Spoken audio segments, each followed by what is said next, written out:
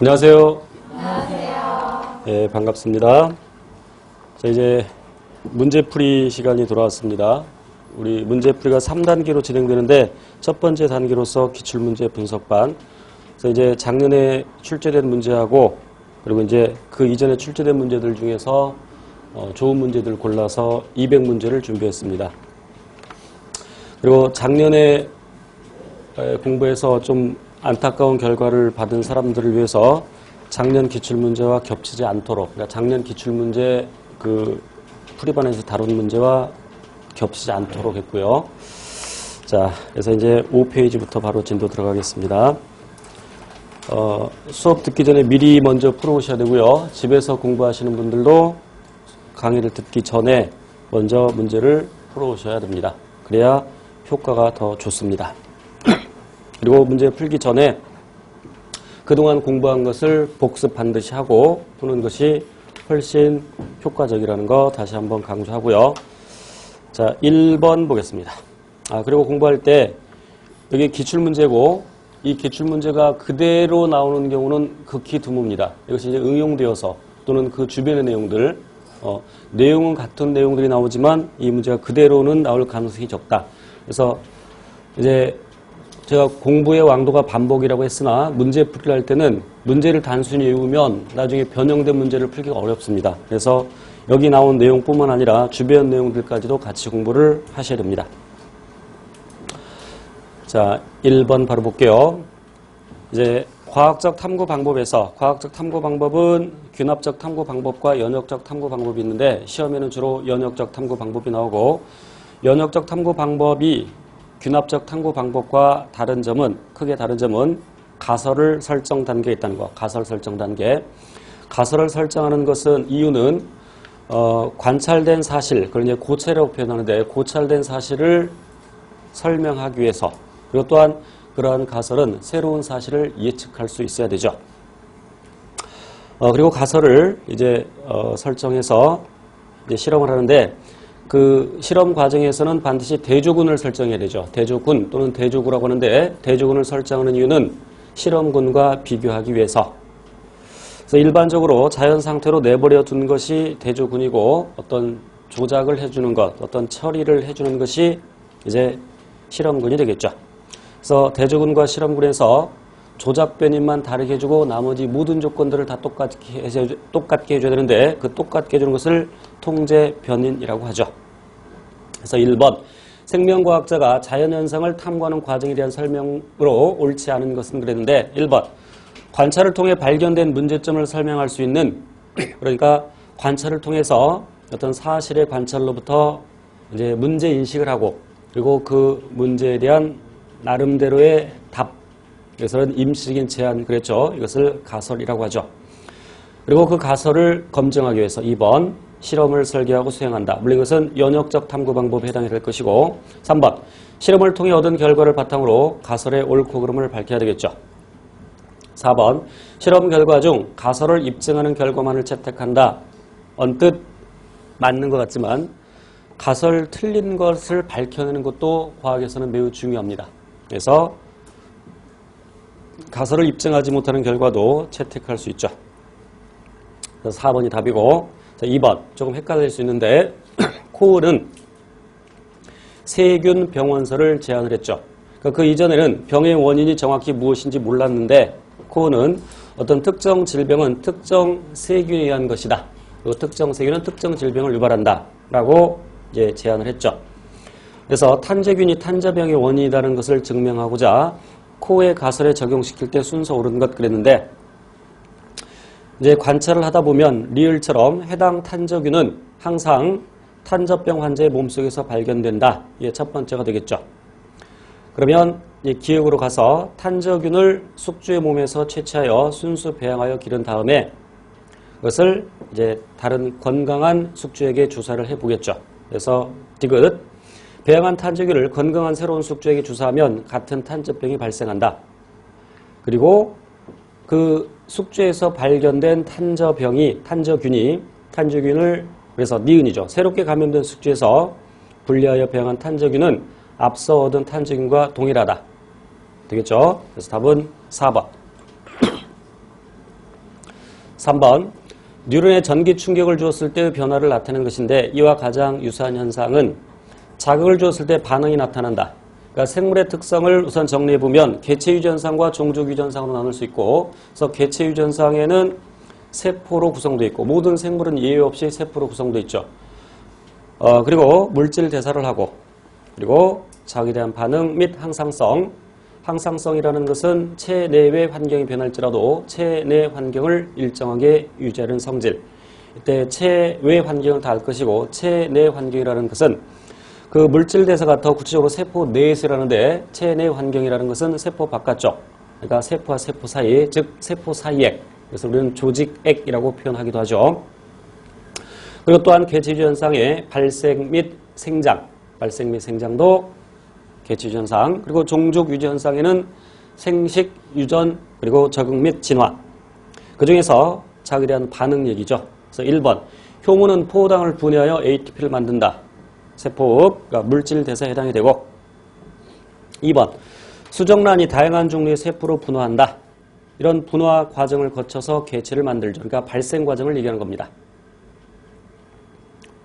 분화 또는 세포 분화라는 표현을 쓰기도 하는데, 특정 구조와 기능을 하는 세포로 변하는 것을 분화 또는 세포 분화라고 하고, 그러한 분화 과정을 통해서 발생 과정이 일어나고 개체가 만들어지죠. 3번, 집신벌레에 빛을 비추면 빛을 피해 달아난다. 자극에 대한 반응이죠. 3번 답이고, 4번, 고래의 가슴 지느러미는 척추동물의 앞다리가 수중생활에 맞게 변한 것이다. 적응, 더 넓게 얘기하면 적응 및 진화. 적응이라는 것은 환경이 변했을 때 그 환경에 맞게끔 구조 또는 기능 또는 생활 양식을 바꾸는 것을 이야기하죠. 자, 아직 넘기지 않습니다. 성질 급해. 아직 넘기지 말라니까. 차 서기 전에 안전벨트 풀지?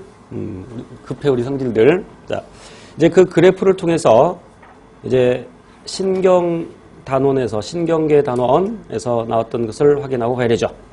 자, 첫 번째 그래프는 가로축이 시간이고 세로축이 자극의 세기인데, 자극의 세기입니다.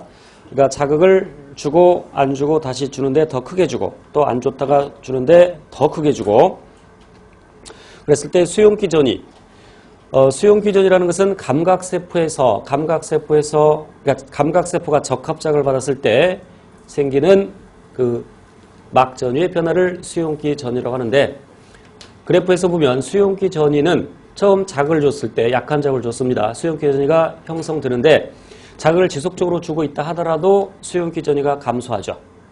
그리고 자극을 안 주면 형성되지 않고, 또 다시 더 큰 자극을 줬습니다. 두 번째 자극이 첫 번째 자극보다 더 큰데, 더 큰 자극을 주면 수용기 전이의 크기는 증가하죠. 물론 이렇게 그래프를 통해서 우리가 지금 공부하고 있습니다만, 그래프가 없어도 자극의 세기가 증가하면 수용기 전이의 크기는 증가한다. 그래서 세 번째 자극의 세기가 더 커지니까 수용기 전이가 더 커지죠. 역시 이 경우에도 그 자극이 지속적으로 주어질 때 수용기 전이는 점점 감소하게 됩니다. 이때 활동 전이는 첫 번째 자극에서는 활동 전이가 형성되지 않았죠. 왜 형성되지 않았냐면 자극의 세기가 너무 작으니까. 그래서 활동 전이를 형성하게 할 수 있는 그 자극의 세기를 역치라고 하죠. 그러니까 첫 번째 자극은 역치 미만의 자극이다. 그 다음에 두 번째 자극을 주었을 때는 활동 전이가 형성되는데, 자극을 지속적으로 줄 때 수용기 전이가 점점 감소하면 역시 활동 전이의 빈도가 감소하죠. 자, 그 다음에 세 번째 자극, 더 큰 자극을 줬더니 활동 전이의 크기는 증가하지 않고 활동 전이의 빈도가 더 증가했죠. 빈도 증가. 그래도 또 수용기 전이가 감소함에 따라서 그럼 활동 전이의 빈도가 감소하겠죠. 다시 정리할게요. 자극의 세기가 증가하면 자극의 세기가 증가하면 수용기 전이의 크기가 증가한다. 수용기 전이의 크기가 증가하면 활동 전이의 크기가 증가하는 것이 아니라 활동 전이의 크기는 일정하다. 그리고 활동 전이의 빈도가 증가한다. 되겠죠? 자, 그런데 이것은 일반적인 얘기고, 어떤 경우에는 자극의 세기가 커지면 활동 전이의 빈도가 감소하는 경우가 있을 수 있습니다. 심장에 네, 교감신경도 연결되어 있고, 교감신경은 뒤끝이 길다 그랬죠. 교감신경, 그리고 아래쪽은 부교감신경. 부교감신경은 뒤끝이 잘못 그랬어요. 큰일 날 뻔했네. 그래서 교감신경은 뒤끝이 길다. 그리고 부교감신경은 뒤끝이 짧다. 자, 심장은 자극받지 않아도 스스로 수축 신호를 발생시키죠. 어디에서? 요 1단원 하다 갑자기 중간 단원 들어가니까 생각이 안 나? 동반결자. 줄여서 동결절이라고도 하죠. 동결절의 위치, 동반결절의 위치 어디?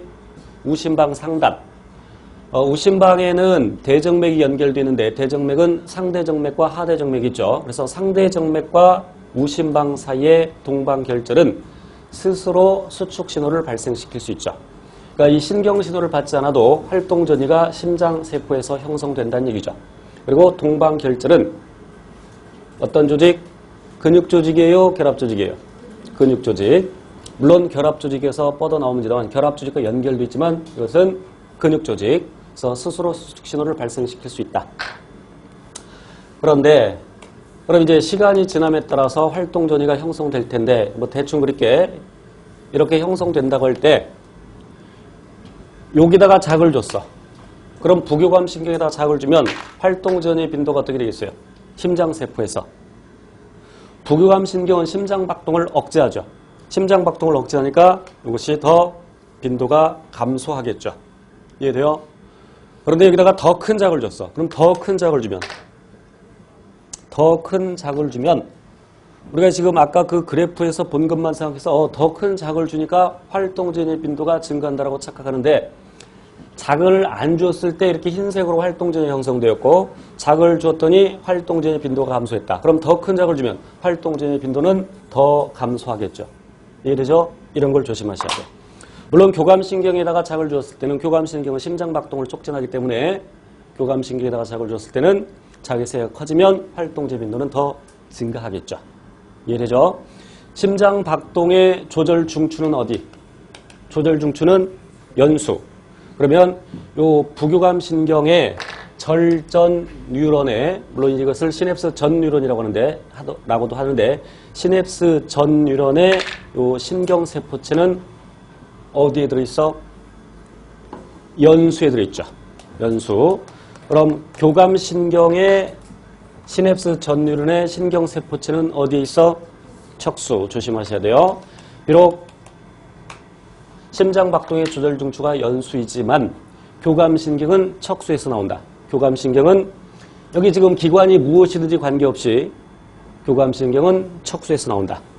그런데 부교감신경은 중뇌, 연수, 그리고 척수 말단에서 나온다. 그럼 이 기관이 어디냐에 따라서 이게 눈이다 그러면 중뇌에서 나오는 거고 그다음에 심장이나 또는 세포과 관련된 것이라면 연수에서 나오고 그다음에 방광이라면 척수 말단에서 나온다. 되겠죠? 이것이 만약에 소화기관이다. 그럼 소화기관과 관련된 중추는 연수. 그렇죠? 하지만 종류에 관계없이 교감신경의 시냅스 전 뉴런의 신경세포체는 척수에 있다. 이런 걸 조심하셔야 돼요. 자, 이제 넘겨도 됩니다. 예. 4번. 아까 얘기했죠? 외부 환경의 변화에도 불구하고 생명체의 내부의 환경을 물론 더 구체적으로는 외부 환경뿐만 아니라 내부 환경도 달라질 수 있죠. 그랬을 때 큰 변화가 아니라 작은 변화, 구체적으로 다시 더 정확하게 변하면 가급적이면 변하지 않으려고 하는 것. 이것을 항상성이라고 하죠. 그래서 삼투압이랄지 체온, 그리고 혈당량 등등 그래서 pH 일정하게 유지하는 성질을 항상성이라고 한다. 계승은 그냥 붙여놓은 거예요. 우리 이제 굳이 얘기하자면 계승이니까 다음 세드로의 어떤 계승, 그래서 뭐 이제 유전을 언급하려고 한 것 같고, 그냥 문제를 내기 위해서 계승이라는 단어 넣은 것 같고요. 5번. 생체 내 화학 결합에 대한 설명으로 옳지 않는 것은 생체 내 화학 결합에는 몇 가지가 있는데, 우선 이온 결합. 이온 결합은 이제 화학에서 구체적으로 얘기하는 것은 금속과 비금속의 결합, 금속과 비금속의 결합. 금속성이 강하다는, 금속이라는 얘기는, 금속성이 강하다는 얘기는 이제 주기율표에서 왼쪽 아래로 갈수록 금속성이 강한데, 금속성이 강하다는 얘기는 전자를 잃기 쉽다. 전자를 잃기 쉽다는 얘기는 양이온이 되기 쉽다. 그래서 금속 양이온과 그럼 전자를 잃어버리는 것은 산화야 환원이야? 산화. 그래서 산화되기 쉽다. 그리고 비금속은 그 반대 18쪽은 이미 안정하기 때문에 그래서 불활성 기체 또는 비활성 기체라고 하는데 18쪽을 제외하고 오른쪽 위로 갈수록 비금속성이 강하죠. 아까랑 반대 전자를 받기 쉽다. 전자를 받았다는 얘기는 음이온이 된다는 얘기죠. 그래서 음이온이 되기 쉽다. 전자를 받았으니까 환원되기 쉽다. 그래서 이제 금속과 비금속이 있을 때 금속이 비금속에게 전자를 잃어버리죠. 그래서 금속은 양이온이 되고 비금속은 음이온이 되고 그리고 결합을 하죠. 이 결합을 이온 결합이라고 합니다. 대표적으로 염화 나트륨 결합 기억을 하시면 되고 그 다음에 이제 공유 결합이 있는데 공유 결합은 물론 이런 이온 결합이나 공유 결합이 왜 나타나냐면 왜 나타나? 옥텟 규칙을 만족하기 위해서 그 옥텟 규칙이라는 것은 물론 모든 원소에서 다 적용되는 건 아니죠. 예를 들어서 18쪽이라 하더라도 원자번호 2번인 헬륨의 경우에는 전자 2개만 있죠. 그래도 안정하죠. 그러니까 예외도 있습니다. 옥텟 규칙에. 그런데 이제 네온 보면 원자번호가 10번 그래서 맨 바깥쪽 전자 껍질 최외곽 전자가 8개인데 그래야 안정하죠. 맨 바깥쪽 전자 껍질일 때 8개 전자를 갖는 게 안정해서 결국은 안정해지려고 이온 결합도 나타나고 고온 결합도 나타나는 겁니다.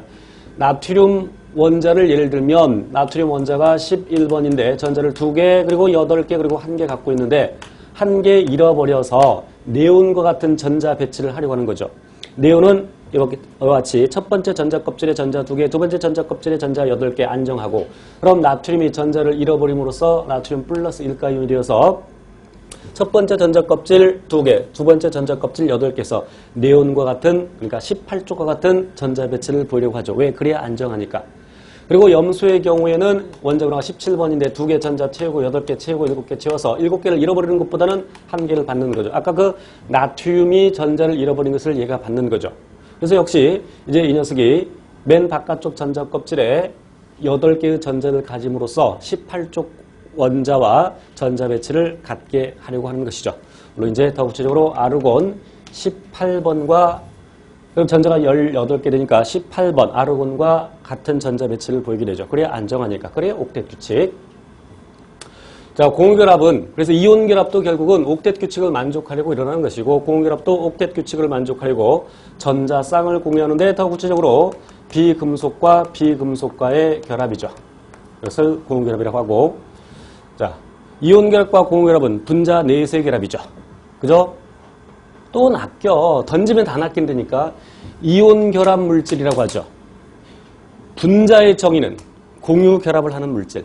분자의 정의가 그렇습니다. 분자의 정의. 공유 결합을 하는 물질을 분자라고 정의를 하죠. 물론 예외도 있습니다. 18쪽. 18쪽은 결합을 안 하지만 그 자체로 이미 안정한 상태인데 그래서 18쪽도 분자라고 예외적으로 얘기합니다. 단 원자 혼자서 분자가 되죠. 그래서 단원자 분자라는 말을 쓰기도 합니다. 단원자 분자. 하지만 얘를 제외하고는 공유결합을 하는 물질을 분자라고 정의하고 그럼 염화나트륨의 경우에는 공유결합이 아니니까 분자가 아니죠. 그래서 이온 결합 물질이라고 이야기를 합니다. 화합물은 그럼 공유결합을 하는 물질은 화합물이다. 맞아 틀려? 화합물의 정의가 뭐야? 두 종류 이상의 원소가 일정한 비율로 결합한 물질. 그럼 산소나 수소 분자도 산소 분자나 수소 분자도 공유 결합인데 이것은 한 종류죠. 한 종류. 원자 한 종류 각각. 그러니까 이것은 화합물이 아니죠. 이것을 홑원소 물질이라고 하죠. 한 가지 원소로만 되는 물질을 홑원소 물질. 그러니까 공유 결합을 한다 하더라도 화합물 아닐 수가 있죠. 그럼 이제 이온 결합 역시 일정한 비율 1대1로. 그죠? 그럼 이제 공유 결합 예를 들어서 물 분자를 예를 들면 수소 원자와 산소 원자가 2대1의 비율로 일정한 비율로. 그래서 이온 결합이나 공유 결합을 하면 화합물 될 수 있는데 단 공유 결합이라고 해서 다 화합물인 것은 아니죠. 이런 걸 좀 조심하시고. 자, 그다음에 이제 수소 결합이 있는데 이제 공유 결합이 중요한 것은 공유 결합을 함으로써 이제 생명체 내에서 필요한 다양한 물질을 만들어낼 수 있죠. 그래서 탄소는 공유 결합해서 탄소는 원자 다시 최외곽 전자 6 다시 원자 6번이니까 전자 2개 채우고 4개 채우고 그래서 공유 결합을 4개까지 할 수 있죠. 그래서 탄소가 생체 내에서 중요한 원소가 되죠. 그래서 다양한 화합물을 만들어낼 수 있죠. 그래서 다양한 화합물을 만들어낼 수 있는 것은 탄소가 탄소의 개수에 따라서 또 다양한 물질, 종류가 다른 물질이 되고 탄소와 탄소 사이에서 이중결합이 있느냐 또는 삼중결합이 있느냐 또 다른 물질이 되고 탄소가 쪼록 연결되는데 가지를 치느냐 또 가지를 어디에 치느냐 때에 따라서 고리구조를 형성하는 것. 그래서 다양한 탄소화합물을 형성해낼 수 있죠. 그리고 수소결합은 물 분자를 예를 들었었는데 조심할 것은 물 분자 내에서 산소와 수소 사이에서는 공유 결합이고 또 다른 물 분자가 있을 때 자, 그런데 물 분자에서 다시 공유할 때 그 전자쌍을 공유하는 정도를 전기음성도라고 하고 산소가 전기음성도가 더 크죠. 수소보다. 그래서 전기음성도 차이에서 전자가 이렇게 치우쳐지죠. 그래서 여기서도 마찬가지로 치우쳐지고 그래서 부분적으로 산소는 플러스 전을 띠고 수소는 마이너스 전을 띠고 여기 물 분자도 마찬가지고 그래서 요 수소가 이미 한 분자 내에서 전기음수가 큰 녀석과 결합을 하고 있는데 공결합 그 녀석이 다른 분자에 있는 그 다른 분자라는 것은 종류가 같아도 되고 달라도 되고 그래서 다른 분자에 있는 전기음수가 큰 FON 중에 하나와 생체 내에서는 주로 산소와 질소겠죠. 와 결합하는 것을 우리는 수소결합이라고 이야기를 하죠. 그러면 수소결합, 물 분자에서 산소와 수소 사이에서는 공결합, 물 분자 간에는 이 결합이 수소결합인데 그럼 수소결합은 분자 간에만 일어나느냐? 분자 내에서도 일어날 수가 있죠. 분자 내에서도. 이를테면 아미노산이 쭈루룩 결합해서 하나의 폴리펩타이드가 되었죠. 그럼 그 폴리펩타이드 또는 폴리펩티드라고 하는데 그 폴리펩티드가 나선형으로 꼬이면서 알파 나선 구조가 되죠. 그럼 그 경우에는 하나의 분자 내에서 그러니까 그 폴리펩타이드라는 하나의 분자 내에서 수소결합이 나타나는 것이죠. 그 녀석이 또 다른 녀석과 또 수소결합할 수 있고 그래서 조심할 것은 수소결합은 분자 내에서도 나타날 수가 있다. 3번 조심하셔야 돼요. 자, 그 다음에 1번 갈게요. 5번에 1번. 공결합은 단일결합, 이중결합, 삼중결합으로 나타날 수 있죠. 2번. 이온결합은 수용액일 때 그 결합이 더 강해진다. 자, 이온결합은 결국 다시 금속 양이온과 비금속 음이온이 결합을 한 것인데 이제 나트륨 이온과 염화 이온이 나트륨 이온, 염화 이온을 실은 염화 이온이 더 크죠. 이렇게 쭈루룩 배열되어 있는데 대충 그릴게요. 쭈루룩 더 크게 그려야 돼. 그래서 이렇게 쭉 양이온과 음이온이 쭉 연결 이렇게 확장돼 가는데 대충 그러니까 사방팔방으로 그래서 결정 형태로 존재하는데 지금 여기 마이너스 전을 띠는 염화 이온이 있을 때 물 분자의 수소 부분이 상대적으로 플러스 전을 띠는데 물론 물 분자는 전체적으로 중성인데 수소 부분이 플러스 전을 띄어서 요 마이너스 이온을 에워싸게 되죠. 여러 군데에서. 또 여기 양이온은 산소 부분이 에워싸게 되죠. 여기서 우리는 수화라고 표현을 하는데 그러면서 이제 염화나트륨을 예를 들면 염화나트륨이 물에 녹게 되죠. 그러니까 이온 결합 물질은 물에 녹으니까 물에서 결합력이 강해지는 것이 아니라 더 약해지는 것이죠. 3번 얘기했고요. 4번 반데르발스 인력은 뭐냐면 자, 우리 극성과 무극성을 이해해야 되는데 극성과 무극성을 극성은 무극성은 입체적인 그 대칭 구조를 무극성이라고 하고 입체적으로 비대칭 구조를 극성이라고 얘기를 하죠. 그래서 언뜻 이렇게 물 분자를 그릴 때 이렇게 대칭이네 생각하면 안 되죠. 더 구체적으로 얘기하면 메테인 또는 메탄이라고 하는데 이 녀석의 경우에는 탄소 원자 다시 이렇게 정사면체 구조로 나타낼 수 있는데 중심에 탄소 원자가 있고 이 꼭지점 부분에 수소 원자가 있는데 지금 탄소의 원자를 다시 전자를 동그라미로 표시하고 그러면 수소의 전자를 X로 표시한다면 이렇게 전자쌍을 공유하게 되는 거죠. 그럼 이 중심 원자가 전부 공유 전자쌍만을 갖죠. 그런 경우에는 일반적으로 무극성이 되는 거고 그럼 물의 경우에는 산소가 원자 번호가 8번인데 2개 채우고 6개 채우고 그럼 2개를 더 채워야 안정한데 더 안정한데 그래서 수소 원자를 X로 표시하고 다시 수소의 전자를 X로 표시하고 산소의 전자는 원래 자기 거가 맨 바깥쪽 전자 껍질이 6개가 있는데 그럼 6개 중에서 2개는 수소와 공유결합을 하고 나머지 4개는 공유결합을 하지 못한 채로 있겠죠. 그래서 이렇게 다시 산소의 전자를 이렇게 표시하겠습니다. 그래서 이제 결과적으로 8개의 전자가 되어서 옥텟 규칙을 만족하게 되는데 이런 것을 공유 전자쌍이라고 하고 이런 것을 비공유 전자쌍이라고 하는데 비공유 전자쌍이 있게 되면 비공유 전자쌍이 밀치는 힘이 더 크죠. 그래서 이러한 각도가 되고 그래서 어쨌건 비공유 전자쌍을 갖고 있으면 극성 분자가 됩니다. 그래서 극성은 극성에 잘 녹고 무극성은 무극성에 잘 녹고 자 그런데 그래서 극성은 물과 친하죠. 친수성. 무극성은 소수성. 그런데 무극성 분자라 하더라도 그 무극성 분자 내에 있는 전자들이 제자리 가만히 있는 게 막 움직입니다. 막 움직이게 되는데 그래서 물론 가까이 있을 때입니다. 가까이 있을 때 매우 가까이 있을 때 그 전자들이 막 움직이다가 어느 한쪽으로 전자가 치우쳐질 수 있죠. 전자가 한쪽으로 치우쳐지면 상대적으로 얘가 플러스가 되는 거죠. 상대적으로. 역시 이 부분에서 전자가 이쪽으로 치우치면 물론 얘는 상대적으로 이 부분이 플러스가 되고 그럼 플러스 마이너스 서로 상반된 전환을 띠게 되니까 서로 잡아당기는 힘이 생기겠죠. 그것을 반데르발스 인력이라고 하죠. 또는 반데르발스 힘. 그래서 4번 반데르발스 인력은 위에 언급된 결합들에 비해서 약하다. 제일 약한 결합이죠. 가장 강한 결합은 고온결합. 여러분이 그 숫자를 외울 필요는 없겠습니다만 이제 심화반에서 언급을 했는데 1몰당 결합 에너지를 비교해보면 알 수 있는데 1몰당 결합 에너지가 단위는 킬로칼로리 몰 그러니까 1몰당 결합 에너지 킬로칼로리 퍼 몰로 나타내는데 고온결합이 50 내지 110 그저 외울 필요 없어요. 이온결합과 수소결합은 각각 3 내지 7 그리고 반데르발스 인력이 1 그래서 반데르발스 인력이 가장 약하죠. 그리고 이제 또 생체 내 화학결합에서 물과의 상호작용이 굉장히 중요한데 물과 상호작용이라는 것은 단백질을 예를 들 수 있는데 단백질은 그 아미노산의 그 알기 종류에 따라서 친수성도 있고 소수성도 있고 그럼 쭉 폴리펩타이드가 형성됐을 때 친수성 아미노산은 물을 향하고 소수성 아미노산은 물을 멀리하면서 그 구조에서 안쪽을 향하게 되겠죠. 그것을 물과의 상호작용 또는 소수성 상호작용이라고 하는데 그 상호작용은 결합 에너지가 1 내지 2죠. 그것도 비교적 약합니다. 어쨌건 가장 강한 결합은 고온결합. 그래서 4번도 맞는 말이 되고 답은 2번이죠. 6번.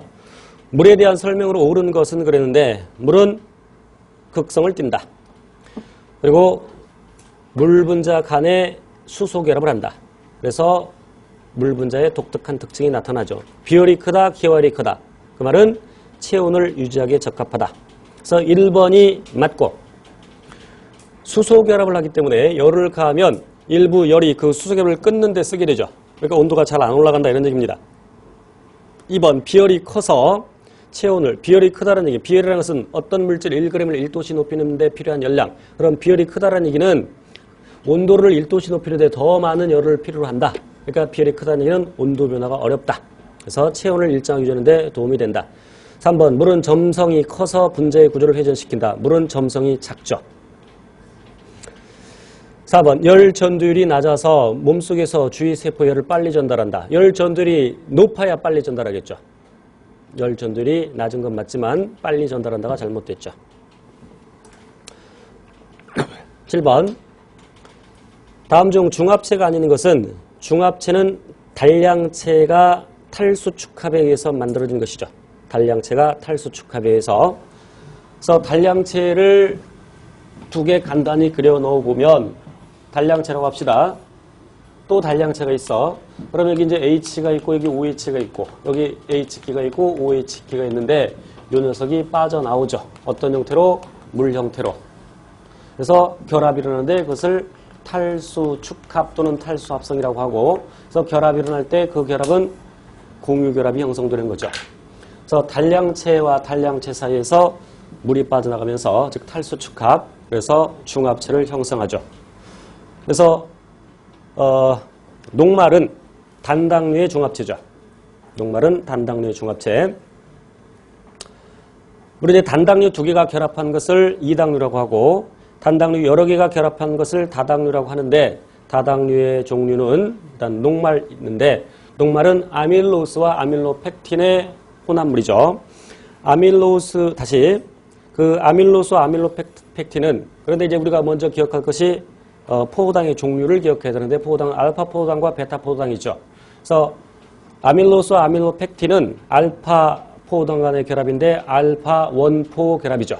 물론 고결합, 더 구체적으로 글리코시드 결합이라고 하고 아밀로펙틴과 아밀로스가 다른 점은 아밀로스는 그냥 나선형으로 꼬이는 거고 아밀로펙틴은 가지를 치는 거고 자 그다음에 이제 글리코겐은 동물의 저장 탄수화물인데 저장 다당류인데 아밀로펙틴에 비해서 역시 알파 원포 결합인데 아밀로펙틴에 비해서 가지를 더 많이 쳐나가죠.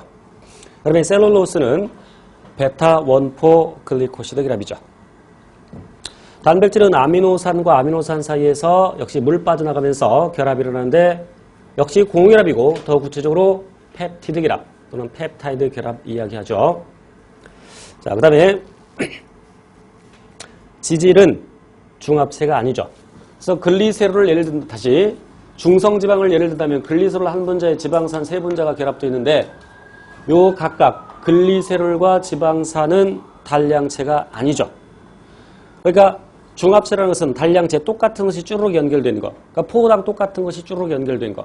다만 조심할 것은 폴리펩티드에서는 단백질에서는 비록 아미노산의 종류가 달라도 아미노산의 기본 구조는 똑같죠. 그래서 아미노산도 단량체라고 할 수 있고 하지만 이 중성지방에서 예를 들면 단위체가 아니죠. 자, 그 다음에 핵산의 단량체는 뉴클레오타이드죠.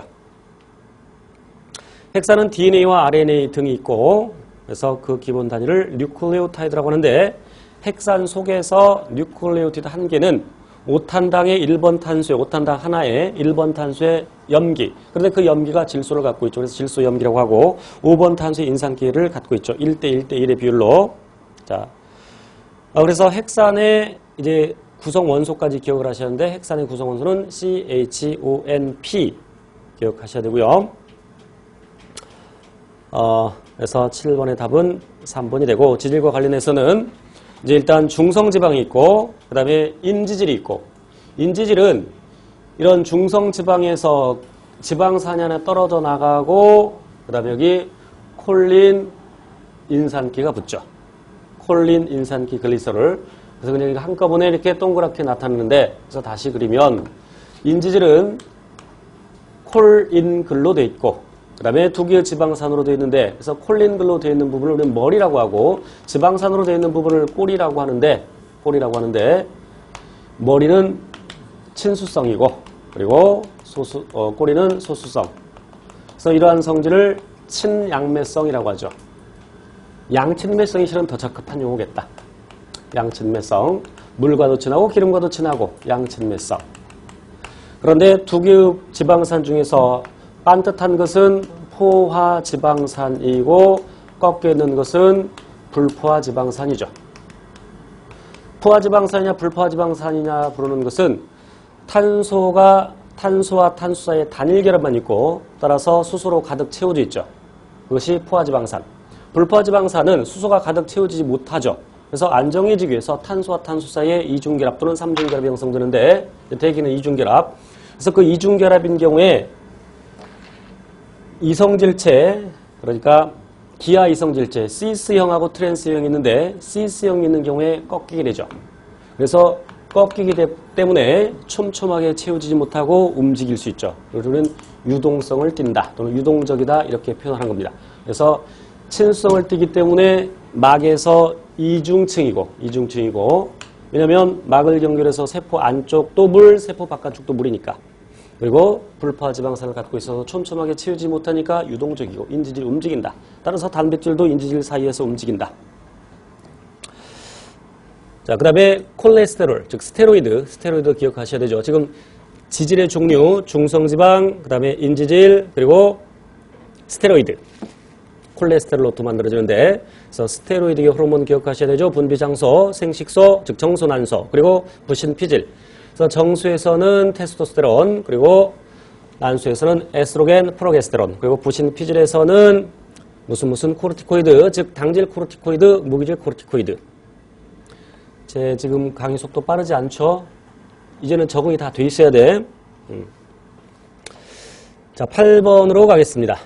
중합체가 가수분해되어 5분자의 포당이 생성되었다. 중합체의 분자식은 약간 헷갈릴 수 있는데, 자, 중합체가 있었는데, 그걸 가수분해하니까, 아까 중합체 만들어질 때는 탈수합성이니까 그걸 분해하려면 물을 첨가해야 되겠죠. 그걸 가수분해라고 하고, 그러한 가수분해가 우리 소화기관에서 일어날 때 우리는 소화라고 하죠. 그러니까 소화효소는 가수분해 효소라는 것을 알 수 있고, 그럼 중합체가 가수분해돼서 5분자의 포당이 생성되었다. 그럼 5분자의 포당이 생성되었는데, 그럼 원래는 5개의 단량체가 연결됐다는 얘기죠. 그래서 이 녀석이 분해되어서 이렇게 하나, 둘, 셋, 넷, 5개의 단위체가 나왔다. 그죠? 가수분해돼서. 그럼 여기 물이 몇 개 들어가는 거야? 하나, 둘, 셋, 4개. 그러니까 여기를 결합을 끊어줘야 되니까 하나, 둘, 셋, 4개의 물 분자가 들어가겠죠. 됐어요? 그런데 이 단량체가 포도당이었죠.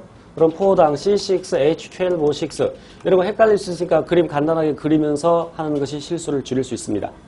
그래서 여기서 문제에서는 뭘 물어봤냐면 원래 중합체의 분자식이 무엇이냐를 물어봤어.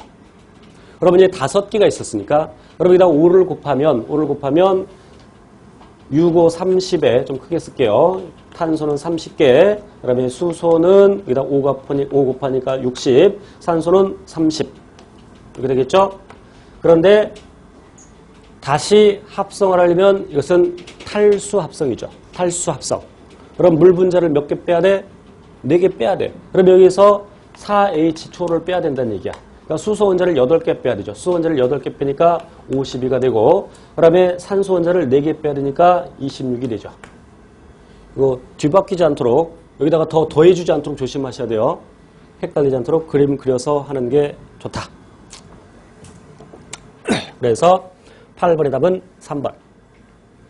이제 이러한 문제는 응용되어서 까꿀로 물어볼 수 있어요. 그래서 이 분자식을 가르쳐주지 않고 아니면 이걸 가르쳐주지 않고 요거 5개가 이걸 가르쳐주고 원래 얘를 가르쳐주고 분해됐을 때를 물어볼 수도 있고 이해되시죠? 자, 그 다음에 9번 인체를 구성하는 물질을 나타내는 것이다. 이 물질에 대한 설명을 옳은 것은 집에서 문제 풀다 보면 의아한 점이 있었을 텐데 실제 문제가 이렇게 출제되었어요. 약간 오류가 있는 거야. 복원이 좀 잘못될 수도 있고. 자, 그럼 A. 셀룰로스 주방 수세미 무슨 셀룰로스가 인체 구성 물질이 아니죠. 그 다음 B. 포도당 C. 이당류 D. 녹말 우리 몸의 탄수화물이 구성 물질이라는 걸 얘기입니다. 여기서는. 그러니까 지금 A, B, C, D의 공통점은 탄수화물. 그러니까 인체를 구성하는 탄수화물인데 A는 인체를 구성하지 않는다. 그걸 조심하셔야 돼요. 자, 그래서 1번 탄수화물은 인체 내의 주 에너지원이다. 이렇게 접근을 해야 됩니다. 그러니까 이런 경우에는 아닌 걸 지워나가야 되죠. 약간 이건 9번은 문제 오류가 있는데 어쨌건 탄수화물에 대한 성질, 인체 내 주 에너지원이다. 물론 셀룰로스는 에너지원도 아니에요. 왜냐면 셀룰로스 분해 효소가 없습니다. 동물은 셀룰로스 분해 효소가 없어. 예를 들어서 초식동물을 하더라도 초식동물의 경우에는 셀룰로스를 분해하지만 지가 분해하는 것이 아니라 장내 세균이나 미생물이 원생동물이 분해를 해주는 거죠. 2번 에테르와 같은 유기용매에 녹는 것은 소수성 물질이고 3번 인체 내 화학반응의 매개체이다.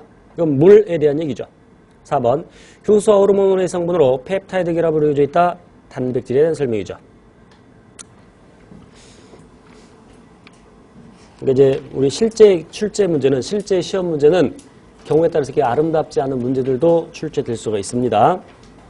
10번 다음 그림에서 제시한 물질을 부르는 용어는 COOH가 있고 탄소 쪼로록 연결되어 있고 나머지 수소로 채워져 있는데 그럼 지방산인데 탄소와 탄소 사이 이중결합이 있죠. 그러니까 불포화 지방산. 그리고 거기 살짝 꺾여 있죠. 시스형입니다. 시스 트랜스는 그 작용기가 같은 쪽에 있느냐. 지금 그 이중결합하고 있는 탄소 2개 있는데 수소가 전부 위쪽에 있죠. 같은 쪽에 있죠. 그러니까 시스형. 만약에 하나가 반대쪽에 있으면 트랜스형. 그래서 불포화 지방산이고요. 11번. 다음 그림은 무엇의 구조인가? 좀 어려울 수 있습니다만 거기 탄소가 있는데 1, 2, 3, 4, 5번까지 탄소가 있고 그리고 지금 CH2라고 적혀 있을 때 그 C가 5번 탄소입니다. 그러니까 5탄당에 2번 탄소에 3번 탄소에 모두 OH가 있죠. 그러니까 2번 탄소에 OH가 있으니까 리보스고 만약 5가 떨어져 나가면 그것은 리보스, 디옥시리보스고 그러니까 지금 저기 5번 탄소 CH2가 있고 그러면 오른쪽에 PO4- 있죠? 그게 인산기죠. 그럼 1번 탄소에 염기가 붙어 있죠. 아데닌입니다. 그럼 리보스에 1번 탄소에 아데닌이 붙고 그다음에 5번 탄소에 인산기가 하나 붙어 있다. 아데노신 모노포스페이트 AMP. 그래서 답은 2번이죠. 인산기가 3개 결합되어 있으면 ATP. ATP는 굉장히 중요한데 ATP는 굉장히 중요합니다. 자, 그래서 다시 그리면 처음 그리는 건데 다시 보면 이게 1, 2, 3, 4, 5, 5번 탄소가 있고 3번 탄소에는 리보스건 디옥시리보스건 수산기가 있고 2번 탄소에 OH가 있으면 리보스. 그래서 1번 탄소에 아데닌이 결합되어 있다. 5번 탄소에 인산기가 하나 결합되어 있으면 AMP, 2개 결합되어 있으면 ATP, 3개 결합되어 있으면 ATP. 그래서 5번 탄소에 가까운 쪽부터 알파, 베타, 감마 인산기라고 하고 그런데 인산기는 마이너스 전을 띠죠. 우리 교재 그림에서 볼 수 있는 것처럼 마이너스 전을 띱니다. 마이너스 전화를 띄는 것들끼리 묶여 있으니까 불안정하죠. 그래서 쉽게 떨어져 나가면서 물론 그 떨어져 나갈 때 그것은 가수분해입니다. 여기서 인산기 하나 떨어져 나가면 ADP가 되는데 ATP가 ADP와 인산기로 분해되는 것은 가수분해라는 걸 기억하시고 그리고 이때 에너지가 빠져나오죠. 여기 저장된 에너지가. 지금 물결 모양으로 나타내는 에너지는 물결 모양으로 나타내는 부분은 물론 다 공유결합입니다. 공유결합인데 여기 지금 물결 모양으로 나타낸 부분에는 다른 부분에 비해서 에너지가 더 많습니다. 그리고 여기 여기 좀 적고 그래서 여기를 고에너지 인산결합이라고 하는데 고에너지 인산결합이라고 하는데 떨어져 나오면서 7.3kcal가 빠져나오죠. 그리고 그것을 여러 가지 생명활동에 쓸 수 있죠. 자, 그런데 이제 그래서 ATP 구조도 기억을 하셔야 되고 그런데 거기 11번 그림에서 이러한 문제는 응용될 수가 있다. 변형될 수가 있다. 그래서 CAMP의 구조를 물어볼 수 있습니다. CAMP 구조. 자, 제가 따로 그리지 않게 시간상 지금 인산기에 O 4개가 있는데 2개는 마이너스 전을 띄고 있죠. 그 하나가 3번 탄소에 있는 OH가 떨어져 나가면서 3번 탄소와 결합을 합니다. 그러니까 지금 O가 P의 4방향으로 산소 원자가 4개 있는데 지금 6시 방향과 9시 방향에는 마이너스 전을 띄고 있죠. 그래서 쉽게 얘기하면 그 중에 하나가 6시 방향이라고 칩시다. 6시 방향에는 그 산소가 3번 탄소 쪽으로 가서 3번 탄소에는 OH가 떨어져 나가면서 3번 탄소와 결합을 합니다. 그러면 작은 고리가 형성이 되죠. 이해돼요? 그래서 그것을 우리는 Cyclic AMP, CAMP라고 부르죠. 고리 구조를 하는 AMP.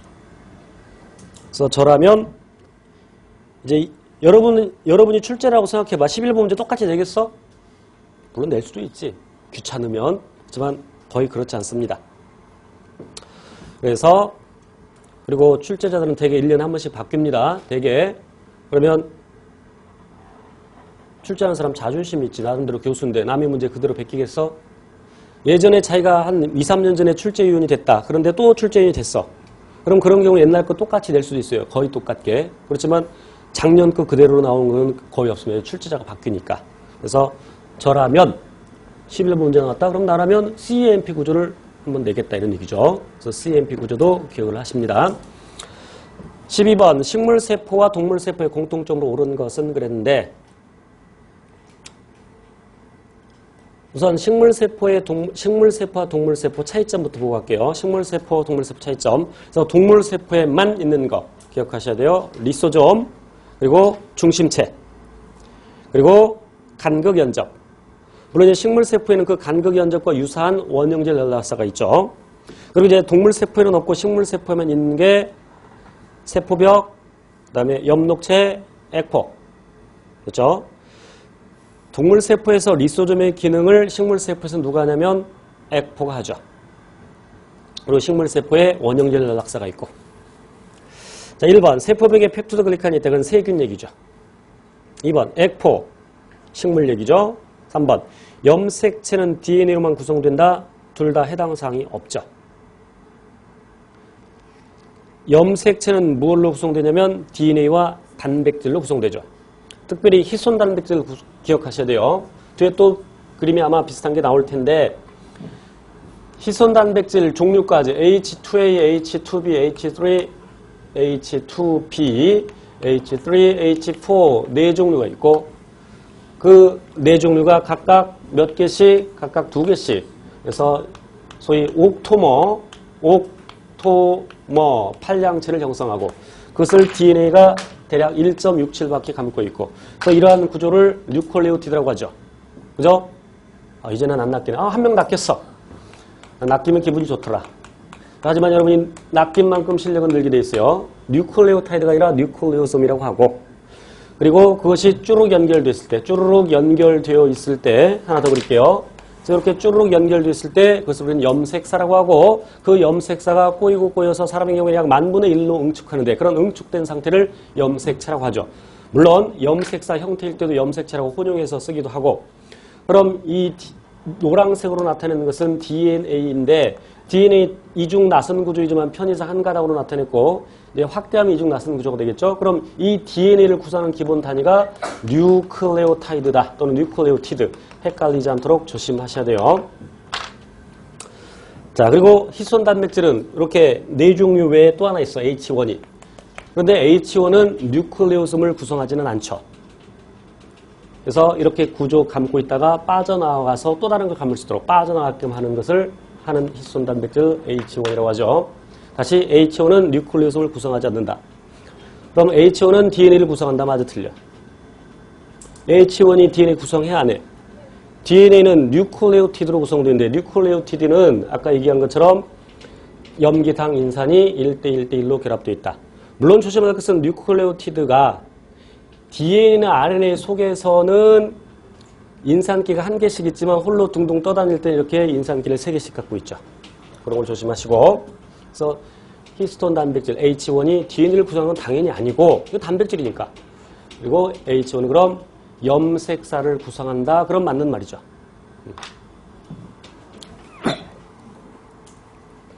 4번 세포막이 인질과 단백질로 구성되어 있다.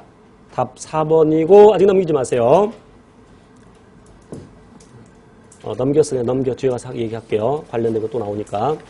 13번 그림은 세포의 구조를 나타내는 것이다. 이에 대한 설명을 옳은 것을 있는 대로 고르는 것은 그랬는데 단 A, B, C는 각각 핵염록체 리보솜 중에 하나이다.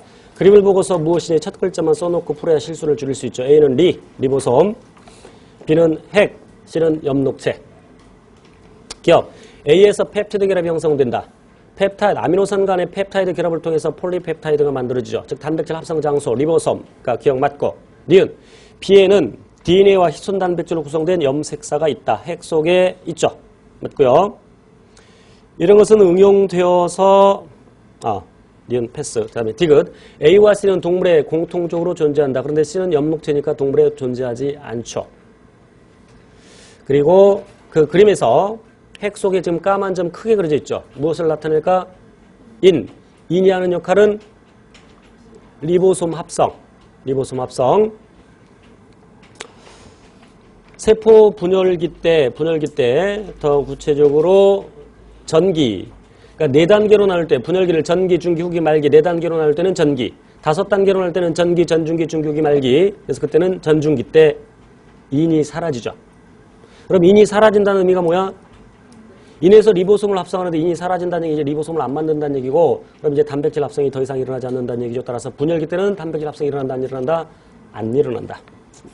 그래서 13번의 답은 1번이고 14번. 미토콘드리아에 대한 설명을 옳지 않은 것은 그랬는데 독립적인 DNA를 갖는다. DNA를 갖는 거 3가지 기억해야 되죠. 핵, 미토콘드리아, 염록체. 이들은 공통적으로 이중막이고 그래서 1번, 2번 미토콘드리아 성질되고 특징되고 3번 전자전달에 따른 화학삼투 인사를 통해서 ATP를 합성하는 것은 엽록체와 미토콘드리아. 더 구체적으로 미토콘드리아는 내막에서 전자전달 과정이 일어나고 조심할 것은 엽록체죠. 엽록체는 내막이 아닌 틸라코이드 막에서 전자전달 과정이 일어나죠. 어쨌건 3번 맞는 말이고 4번 동물세포에는 있고 식물세포에는 없다. 미토콘드리아는 진핵생물에 다 있죠. 자, 그 다음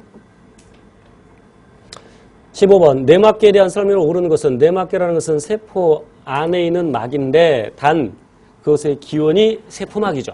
그러니까 세포막으로부터 시작되죠. 세포막이 안으로 함입되면서 소포체 만들어지고 소포체 일부분이 이중으로 염색사를 감싸서 핵막이 만들어지고 또 소포체 일부분이 떨어져서 골지체가 되고 골지체 일부가 떨어져서 리소좀 되고 또는 소낭이 되고 그런 것들이 내막계고 이때 세포막은 내막계에 포함된다 안 된다?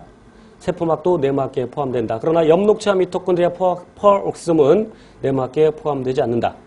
기원이 다르죠. 엽록체와 미토콘드리아의 기원은 세균, 엽록체는 광합성 세균, 미토콘드리아는 호기성 세균. 그리고 소포체로부터 골지체 만들어지고 골지체로부터 리소좀 만들어지는데 퍼옥시즘은 자체적으로 만들어지죠. 따라서 퍼옥시즘도 내막계에 포함시키지 않는 것이 일반적인 견해입니다. 기억! 난소의 활면소포체에서 스테로이드 호르몬을 합성한다 그랬는데 활면소포체의 기능은 우선 지질합성 꼭 스테로이드뿐만 아니라도 지질합성. 그래서 소장에서 양분, 소장 융털세포에서 양분을 흡수하면 특히 이제 그 지방이 분해된 상태는 모노글리세리드하고 지방산인데 그 모노글리세리드와 지방산을 흡수한 다음에 그 흡수세포에서 중성지방을 다시 합성하죠. 그 융털세포의 활면소포체에서. 그리고 스테로이드 호르몬을 합성한다 그러면 스테로이드 호르몬을 분비하는 정소난소와 같은 생식소 그리고 부신 피질의 활면소포체가 많겠죠. 또한 활면소포체는 칼슘 이온을 저장하죠. 골격근 수축에 근육 수축에 칼슘이 필요하니까 근육세포에도 활면소포체가 많겠다라고 생각할 수 있겠고 또 활면소포체는 간세포에도 많은데 간세포에서는 독성물질의 분해에 관여하고 또한 당대사에 관여하죠. 글리코겐 합성에 관여합니다. 그래서 기억 맞는 말이고 니은 근육세포의 조면소포체가 아니라 활면소포체에서 세포질로 칼슘을 방출하고 디귿 조면소포체에서 당을 붙여서 당단백질을 만든다. 그러니까 폴리펩타이드를 만드는데 그 폴리펩타이드가 당을 붙여서 당단백질을 만들 때 당을 맨 처음 붙이는 장소가 조면소포체. 그래서 조면소포체에서 단백질의 변형이 일어난다 이렇게 얘기하고 그 녀석이 활면소포체로 이동을 해서 활면소포체에서 변형이 일어나 활면소포체에서도 단백질의 가공이 일어납니다. 활면소포체와 조면소포체가 뚝 떨어지는 것이 아니라 하나의 소포체에서 리보솜이 붙어있는 부분은 조면소포체고 리보솜이 붙어있지 않는 부분은 활면소포체죠. 그리고 이제 소포체 일부분이 떨어져 나가면서 그 당단백질 지금 만들어져 있는 것을 에워싸서 떨어져 나가서 수송소낭이 되고 수송소낭이 골지체와 융합을 해서 골지체로 들어가죠. 그래서 골지체에서 더 많은 변형이 일어나죠. 그래서 소포체는 단백질의 변형 그리고 수송 관여하고 조면소포체는 그 다음에 활면소포체 아까 얘기했고 골지체는 단백질의 변형이 더 많이 일어나고 변형 그러니까 가공 얘기하는 것입니다. 그 다음에 일시적인 저장 그 다음에 분류 수송 등의 기능을 하죠.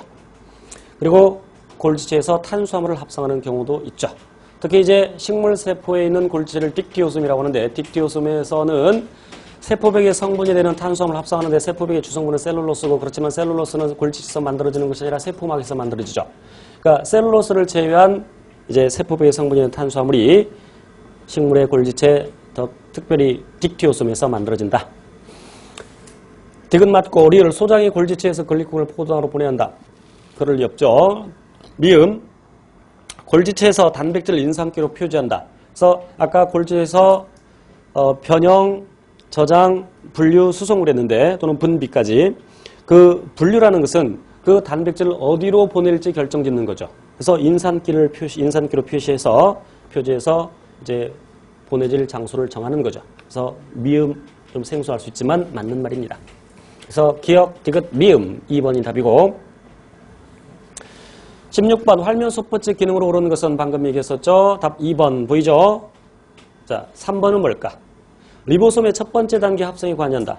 리보솜의 첫 번째 단계 합성이 무슨 얘기일까? 진핵세포에서 리보솜은 두 개의 소단, 물론 ONX포도 마찬가지지만 두 개의 소단이, 작은 소단이, 큰 소단이, 그래서 그 녀석이 각각 어디서 만들어지냐면 인에서 만들어지죠. 그리고 그 녀석이 핵공을 통해서, 그러니까 인에서 만들어진다는 얘기는 rRNA가 이렇게 조각되어서 만들어진 다음에 거기다 단백질을 붙여서 리보솜 각각 소단위체를 만들고, 즉 60S와 40S를 만들고, 그 녀석이 이제 핵공을 빠져나가서 이제 mRNA와 결합하죠. 그래서 여기서는 지금 그 리보솜의 조립. 여기서 조립이라는 것은 작은 소단위, 큰 소단위를 세포질에서 붙이는 것을 얘기하는 것이 아니라 그 자체의, 즉 자체의 조립, rRNA와 단백질을 결합시켜서 소단위체 만드는 것을 의미하겠죠. 3번은 인에서 일어나죠. 17번. 다음 중 세포 소기관의 기능이 옳지 않은 것 그랬는데 1번. 포옥시솜, 고분자 물질의 소화. 고분자 물질의 소화는 리소즘에서 일어나죠. 그래서 리소즘에서 리소라는 것은 커트, 자르다는 뜻. 그래서 세포, 가수분해 요소가 들어있어서 세포 내 소화, 그리고 자가분해 등에 관여를 하죠. 또한 자가분해라는 것은 세포 소기관이, 세포 자체는 죽지 않았지만 그 안에 있는 특정 세포 소기관이 손상되었을 때, 죽었을 때 그것을 분해하는 역할을 한다. 자, 그리고 아까 언급한 것처럼 동물 세포에는 리소즘이 있지만 식물 세포에는 리소즘이 없다. 그런 리소즘의 기능을 식물 세포에서는 누가 한다? 액포가 한다. 퍼옥시솜은 왜 이름이 퍼옥시솜이냐면 그 속에서 과산화수소가 만들어지죠. 그래서 퍼옥시솜. 그리고 과산화수소를 분해까지 하죠. 물과 산소로 카탈레이스라는 효소가.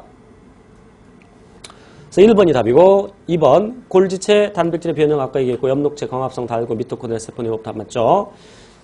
18번 세포 골격의 구조와 기능에 대한 설명 중 옳지 않은 것 그랬는데 1번 미세소관은, 그러니까 세포 골격 세 가지 기억하셔야 돼요. 큰 것부터 미세소관, 중간섬유, 미세섬유. 제가 크다는 얘기는 직경을 얘기하는 겁니다.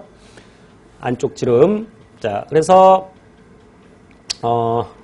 미세소관은 튜블린 단백질로 되어 있죠. 그러니까 알파, 베타 연속으로 쭉 되어 있고, 그래서 알파 튜블린이 맨 끝에 있고, 그럼 반대쪽 끝에는 베타 튜블린이 노출되어 있겠죠. 그래서 미세소관은 이제 플러스 말단과 마이너스 말단이 있다고 하는데 알파 튜블린 있는 쪽이 마이너스 말단이고 베타 튜블린 끝 쪽이 플러스 말단이죠. 1번이 답이고요. 2번 중간섬유는 두 개의 서로 꼬인 액틴 나선 모양을 하고 있다. 이건 중간섬유가 아니라 미세섬유죠. 액틴 단백질이, 잘 보세요. 액틴 단백질이 쪼르륵 연결되어 있고 또 하나의 사슬에 액틴 단백질이 쪼르륵 연결되어 있고 그것이 나선형으로 꼬이는 것이 미세섬유. 중간섬유도 밧줄 모양이긴 하지만 액틴과는 다른 거죠. 액틴이 아니라 중간섬유를 구성하는 것은 액틴이 아니죠. 더군다나 두 개가 아니라 여러 개가 이렇게 꼬여있는 형태로 밧줄 모양으로 그것이 중간섬유인데 중간섬유의 구성 단백질을 기억하셔야 되죠. 그래서 조직의 종류에 따라 다른데 상피 조직은 케라틴, 결합 조직 대답을 다 못하네.